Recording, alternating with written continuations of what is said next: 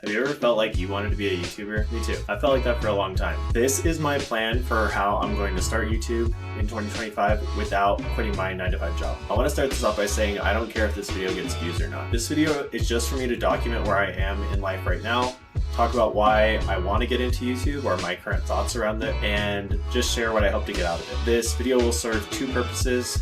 One, I hope it inspires someone else to consider doing it themselves. And two, it'll be a bit of a time capsule for me to look back to this point in time when I started my YouTube journey and see where I was at mentally. My cat's making some noise. Okay, maybe we'll reshoot that. This is nice, not hitting pause on the camera. I've been thinking about starting YouTube for many, many years now. I think the reason why I didn't get started sooner is that I always felt like I needed to have a safety net. But actually, I think I was chasing the wrong thing. The safety net didn't provide me with what I thought it would. At first, I thought if I had a year's savings that I would feel comfortable just quitting my job and going full-time into some kind of creative endeavor for a year.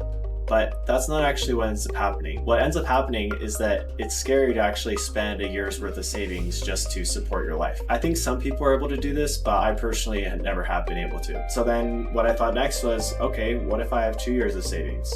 2 years fully covered of my expenses and what I normally spend in a year, and then I'll feel good, right? I always thought that I needed to save up enough money to be able to quit my job to be able to do YouTube full time.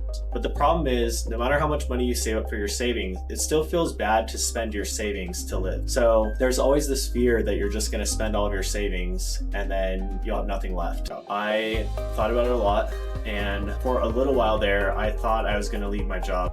But I actually don't think that that's necessary. And all I really needed was a schedule to be able to plan out the way that I'm gonna record my content. I want to continue working as long as I can and use that income to fuel my life, allow me to do fun things. And then what I wanna do is just record that process and get better at filming, editing, and sharing what I'm doing. I think I already have a pretty cool life, but I just don't share it with anyone. Yo guys, it's the little things. I would like to be able to take my interests, my ideas, and the things that I'm doing and turn them into something that I can share with you guys. This way I'll be able to focus on creating the content around stuff that I want to create without worrying about how much income is coming in as a result of that. So I've adapted my strategy, and now I have a schedule that I believe is going to help me to do this. The schedule will help me to do YouTube without quitting my job. Okay, so part of that documentation process is that I want to talk about where I'm at in life right now. Right now, I'm a software engineer. I work for a startup that just got acquired by a really big company. I make pretty decent money. I mostly work in full stack development. Most days I wake up, I drink coffee, and I code before work.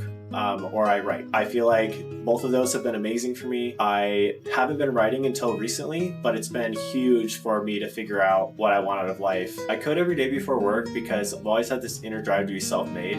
And I always thought that someday I'll be able to either build websites for other people or build websites for myself to be able to be free and not have a real job. That didn't happen. I actually ended up getting many software jobs, and that's been fine. It's been fun, and I've learned a lot doing it, but I'm ready for something else. There's nothing wrong with having a job. I just never felt like it was the right fit for me. There are times where I feel very motivated to work hard at my job, and there's other times where I feel incredibly burned out by the day-to-day life of working for a company. One reason why working for a job was really cool for me is that I got to work on some really huge projects. Some of them, if I named them, you guys may have used. And that has been a really cool experience. But coding for myself has also been really cool. A year and a half ago, I built a AI education startup with my best friend who I live with. We ended up acquiring over 3,000 users and generating hundreds of documents for teachers in various places all across the United States and even some globally. But eventually failed. We grew to over 3,000 users and we invested about $10,000 in total. Though it was a bit expensive, it was worth it because the lessons that I learned about business, about launching a startup, selling a product, user acquisition, and also figuring out what people want. It led me to eventually read this book called The Mom Test. I won't go too deep into that right now, but if you are starting a startup, I wish I'd read that book before I started this one. But despite shutting that down, I still have a desire to keep building and to build something else. I want the code that I create to be helpful for my own business so that I can reap the benefits of the value that I create. And a lot of this actually became a lot clearer this year, actually last year, because in October of 2024, I drove to Oklahoma to buy a 4Runner. I drove all the way down there because most 4Runners have rust issues on the frame. I wanted a 4th gen V8 4Runner with a little extra power so I could do some camping trips as well as some climbing trips. And I found one in Oklahoma that was perfect. It had 0 rust, so I flew out, and my plan was to go take a look at the truck with my brother-in-law who lives down there, and then to drive it home. Now, right before I left, I actually was listening to a video from Abdaal on YouTube, and he recommended a book called The Millionaire Fastlane. That book reminded me of my original goal when I started college and started coding. The book really helped me to clarify what I want and showed me which was better, a job or a business. Because I think for a long time I was kind of conflicted on which one was the better option. After having read that book, I know that I want to build my own business and be in control of my own life. Oh, I'm 32. Why do I want to be a YouTuber now? One of the reasons that I want to be a YouTuber is just so that I can document my life and be able to look back on the experiences that I've had. Even now, looking back on my college days, I've forgotten a lot of the fun ideas and experiments and experiences. I can still remember them if my friends bring them up specifically, but it's hard for me to just pull them out of my memory bank. I also made my first video a couple of months ago, building an Arduino project for my car. And I found the process of filming it and building it to be incredibly fulfilling and fun. And I also got really excited to be able to show my friends what I had built. So I want to be able to do that more often. That was a really fun experience, and I think it was a good test for me to see if this is what I want to be doing. I'm still a bit awkward and camera shy at times. I think it's something that I just need to work through. Even now, as I'm recording today, I am already feeling more comfortable just sitting in front of the camera and talking right now. So that's a bonus. Yeah, that feels good. It's not perfect, I still feel some of that, but yeah, hopefully I'll be able to just get more natural as time goes on. There's another reason why I haven't started sooner that is a little bit more personal. It was my beliefs. It was my beliefs about myself and what I'm capable of, or what I can do, my beliefs about what other people will think, and my confidence. Really influential people who have helped me to understand my beliefs and how they affect me. It's the courage to be disliked, which is, it's basically an Adlerian philosophy, but it talks about how to love yourself. Okay, so what do I hope to get out of YouTube? I have 4 main things that I have documented that I think are the most important reasons why I want to get into this. The first one is that I have multiple notebooks and documents full of ideas that I want to try out, create, build, business ideas, startup ideas, inventions, food recipes, experiments, all sorts of things that I just want to try out and have them exist. And entertainment is really special because you can try out an idea that may not be viable in a traditional business context, but might be really entertaining to try out and see what happens. And I think that will help me to take some of these ideas that may not be traditionally viable and be able to just try them out anyway. So that's my first thing, is to take some of the ideas out of my head, out of my notebook, and turn them into videos. I think it's going to be really chaotic at first, which is fine. I don't have a niche for my channel, so it's literally just going to be about me trying different stuff. That's why I kind of chose the channel name of Nick Tries. I think it's very fitting. My name is Nick, and I'm going to be trying a bunch of shit. My second goal is to find other people who are interested in the same things that I am. I have tons of interests, I maybe even ADHD at times, and I bounce around between different hobbies. I have had multiple bouts of hyperfixation throughout my life where I dive into different creative endeavors and get really obsessed with them.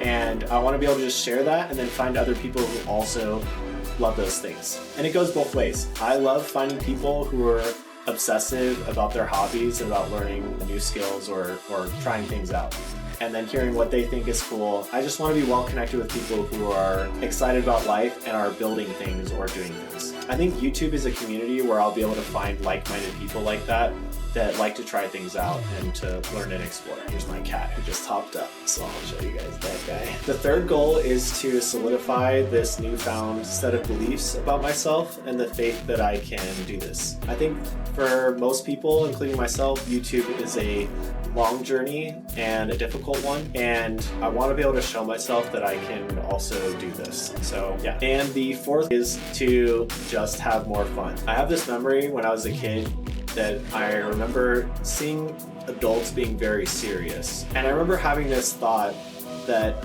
adults are too serious and that if I ever get old, I won't forget to have fun. And yeah, it's just a little bit emotional because there have been times where I've definitely forgotten to have fun. and I've forgotten to play. So that's why this goal is to just get back to that, to remember I want to be able to embrace my inner child and to remember to have fun, and then I'm remembering to enjoy it and enjoy the process. My strategy for being able to learn YouTube while also having a full-time job is that I'm going to work on YouTube as sort of a part-time deal during the week, and then on the weekends I'm going to have 2 days where I do some pretty focused effort towards maintaining the channel and building things. What that structure is going to look like is Monday through Friday is going to be thumbnail creation, title creation, scripts, and idea stuff. So come up with idea for a video, title for it, create a thumbnail for it, and then write out the script. Saturday, which is today, is for recording the video, and then Sunday is for editing. Once I stop recording this, I'm just gonna try to edit it without recording anything again, just to get something out. Oh, another thing that I need to remind myself of right now is that on Saturday when I'm recording, I also need to record some B-roll for the videos. So that would be ideal.